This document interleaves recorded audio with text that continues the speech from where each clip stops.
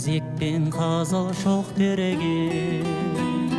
Анамды аңсап барғанда, сен беріп тұрған барманға, тұржалы қара ошағым, сәл суып оттан қалған ба. Көңілім сондай босады, жылуын бізге тосатын. Қазаны оттан түспейтін, қызуы қайтып өшпейтін анамның жаққан ошағы.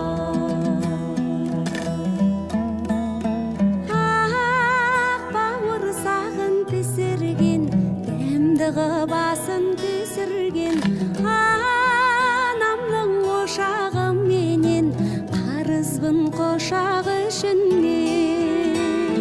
Түтіні түзі шығатын, күйесі кие жоғатын анамның қазан ошағы бәрінен биік тұратын.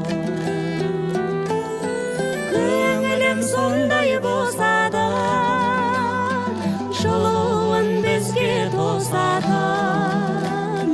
Қазаны оттан түспейтін, қызуы қайтып өшпейтін анамның жаққан ошағы.